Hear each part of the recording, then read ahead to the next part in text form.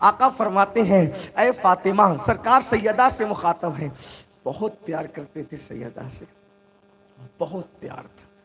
ایک دن مولا علی اور سیدہ کے درمیان ہنسی مذاق ہو رہی تھی، جیسا کہ ان کی شان ہے۔ خوبصورت میاں بیوی وہی ہے جو گھر میں لڑتے نہیں بلکہ ہنسی مذاق کرتے ہیں۔ آج کل شاید ہنسی مذاق کے لیے ہمارے گھر ترس گئے، اب بہت کم میاں بیوی میں ہنسی مذاق ہوتی، بلکہ لوگ ہنسی مذاق تو باہر والوں سے کرتے ہیں، گھر والوں سے نہیں کرتے۔ اگر دادا باپو نہیں بیٹھے ہوتے تو میں یہ بات کہتا، لیکن مجھے کہنے میں حیا آئے گی۔ اگر وہ نہیں ہوتے تو یہ بات کہتا کہ آج کی عورتیں دودھ والے سے تو ہنسی مذاق کر سکتی ہے، شوہر سے ہنسی مذاق کرنے کا ان کے پاس ٹائم نہیں ہے۔ اگر کوئی گیس کا سلنڈر پہنچانے آ جائے تو سیریل اور فلمیں دیکھ کے آج کل کی عورتیں اتنی بے باک ہو چکی ہیں کہ وہ اس سے تو ہنسی مذاق کر سکتی ہے، شوہر سے نہیں۔ اور شوہر پڑوسن سے تو ہنسی مذاق کر سکتا ہے یا جس سے حرام ناجائز تعلقات جوڑ رکھے ہیں، گھنٹوں اس سے کھلکھلا کر ہنستا ہے، بیوی کے ساتھ اس کو ہنسنے کا ٹائم نہیں۔ یہ دین ہے؟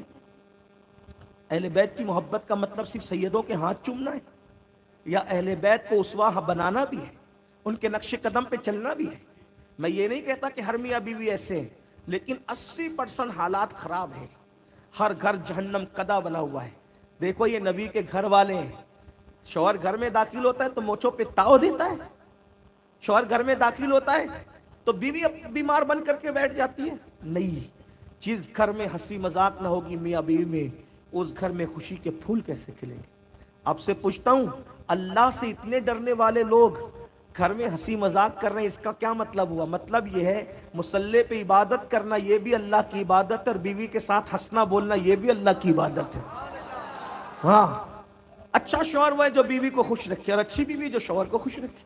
اسی لیے آج کل جو ہے وہ حرام تعلقات بڑھ رہے ہیں، بلکہ رپورٹ ہے، سروے رپورٹ ہے کہ شادی شدہ لوگوں میں بھی حرام تعلقات بڑھ رہے ہیں۔ یہ عام چیزوں کے لوگ تو اس کو گناہ بھی نہیں سمجھتے، مگر یاد رکھنا، میں حیران ہوں، یا اللہ کے رسول فرماتے ہیں جو صرف عورت کو پاپ کی نظر سے دیکھ لے، عورت کو، قیامت کے دن اس کی آنکھوں میں آگ کی سلاخیں ڈالی جائیں۔ جو حرام تعلقات قائم کرتے ان کا کیا ہوگا؟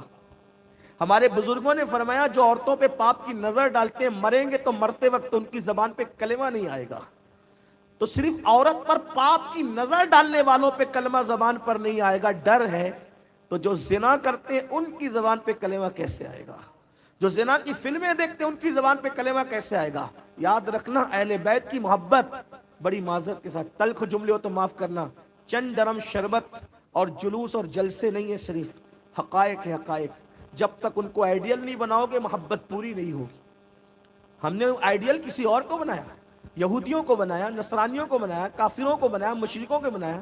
حافظ صادق صاحب فرما رہے تھے بہت اچھی بات، میں ابھی باپو کی خدمت میں بیٹھا تھا، باپو نے بھی مجھے اشارہ دیا کہ آپ نے یہ کہنا لوگوں کو کہ اگر فلسطینیوں کی مدد کرنا ہے تو اسرائیل کی چیزوں کا بائیکاٹ کریں۔ میں بالکل یہ کہہ چکا ہوں، کہتا ہوں، کہتا رہوں گا، کرنا بھی ہے ہمیں۔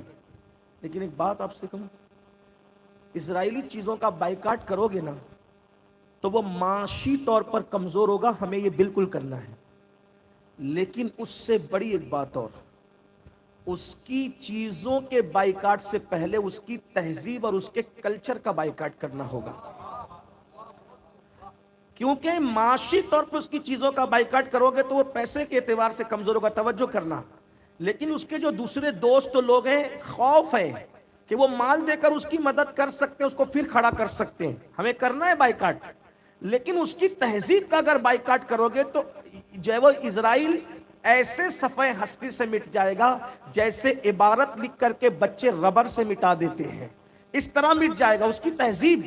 اس کی تہذیب آپ لے کر چل رہے ہیں میرے بھائی، فلسطینیوں سے محبت ہے نا، فلسطینیوں سے آپ تہذیب لے کے چل رہے ہیں۔ داڑھی منڈانا کس کی تہذیب ہے؟ جھوٹ بولنا کس کی تہذیب ہے؟ پوچھو نا اللہ کے رسول سے، صحابہ نے پوچھا یا رسول اللہ کیا مومن جھوٹ بول سکتا ہے؟ آقا فرماتے ہیں مومن جھوٹ نہیں بول سکتا۔ تو جب مومن جھوٹ نہیں بول سکتا تو جھوٹ لائے کہاں سے آپ جھوٹ لائے کہاں سے؟ یہ جو گندی فلمیں رات کے 3 بجے تک دیکھ رہی ہے، اوریانیت کس کی تہذیب ہے؟ انہی کی تہذیب ہے۔ ہمارے یہاں تو اس کا تصور نہیں ہے۔ جو مذہب इतना पाकीज़ा हो कि माँ बाप के सामने बीवी से बात करने की लोगों की हिम्मत नहीं होती। अभी आप आगे सुनेंगे, जब मौलाए कायनात और सैयदा फातिमा हंसी मजाक कर रहे थे और अल्लाह के रसूल आ गए तो दोनों चुप हो गए। ये अदब है बड़ों का घर का। हुजूर रसूल भी हैं, रसूल होने के साथ साथ वो मौला अली के सरपरस्त भी और सैयदा फातिमा के वालिद भी हैं। जहां बैसियत रसूल ताजीम है, वहीं पर घर का सरपरस्त की हैसियत से भी तो ताजीम है। अल्लाह अकबर।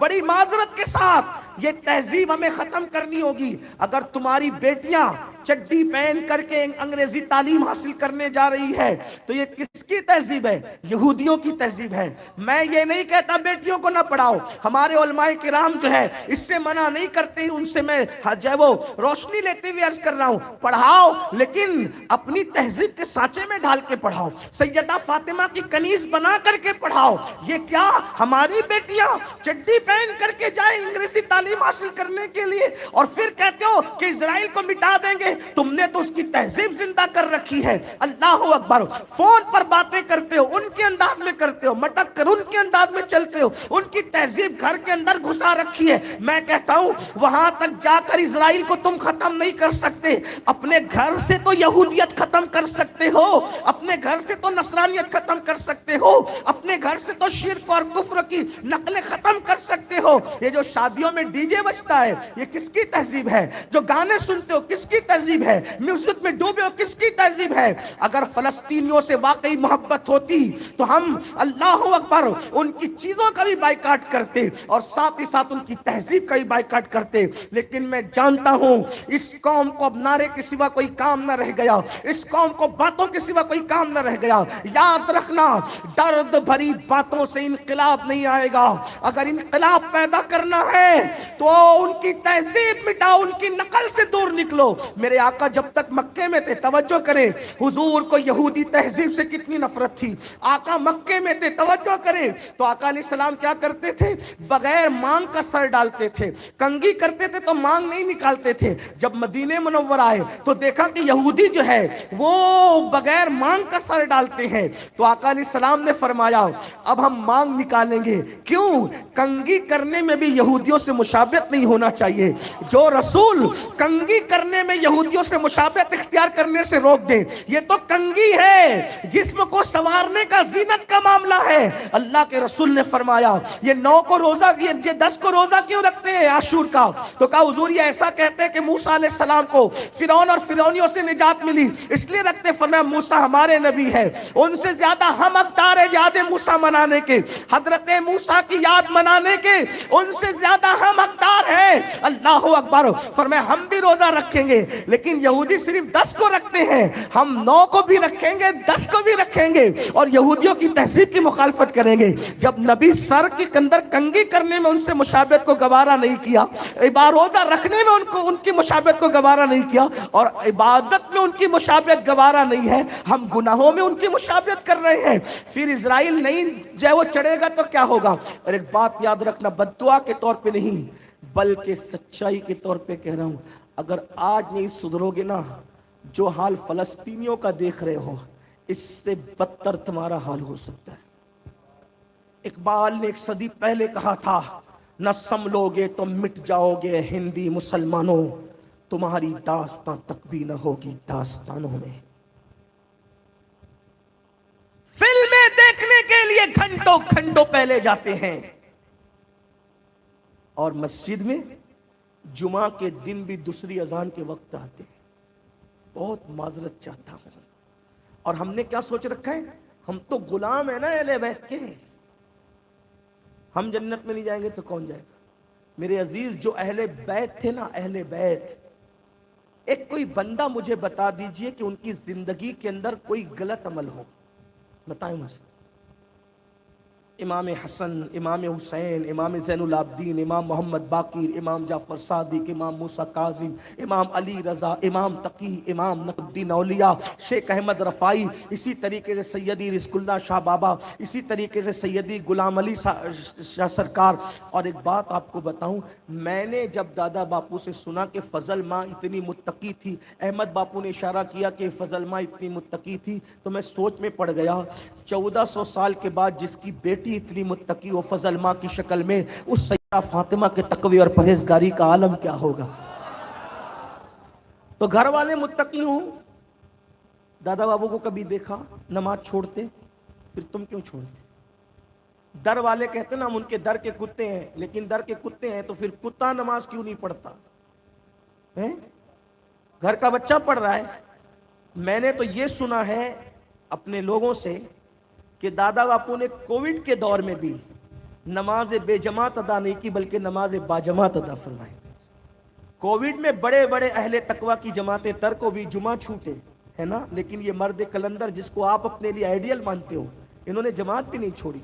हम कहाँ हैं। नमाज छोड़ करके हम सुन्नी कैसे बनना चाहते हैं, नमाज छोड़ करके हम कादरी कैसे बनना चाहते हैं। बड़ी माजरत के साथ, कादरियत तुम्हारी गुंडागर्दी और तुम्हारे नारों से नहीं मिलेगी। कादरियत जब तक गौ से पाक ना चाहेंगे तुम्हें अता नहीं करेंगे। बड़ी माजरत के साथ मैं तो लोगों को यह कहता हूं, जिस दिन हम सच्चे कादरी बन गए इंशाअल्लाह अपने पैर में कांटा भी नहीं चुभेगा। जिस दिन हम सच्चे कादरी बन गए ठोकर लगेगी, हम नहीं गिरेंगे। जिस दिन मैं गिरता हूं उस दिन सोचता हूं कि शायद मैंने कोई ऐसा काम किया है कि गौस पाक ने मेरी तरफ से तवज्जो हटा ली है, क्योंकि मुझे गौस पाक की बात पे यकीन फरमाते मेरा मुरीद गिरता है, तवज्जो ठोकर लगती है तो मैं हाथ पकड़कर उसको गिरने से बचा लिया करता हूं।